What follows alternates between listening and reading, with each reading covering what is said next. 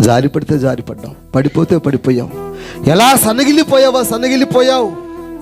తిరిగి దేవుని చిత్తం చేయని కసి మన నెత్తురు చుక్కలో ఉండాలి కానీ పోగొట్టుకునే దేవుడు కాడు ఆయన. స్తోత్రం చెప్దాం గట్టిగా. జారిపోయిన మనిషితో దేవుడికి ఎంతో పని.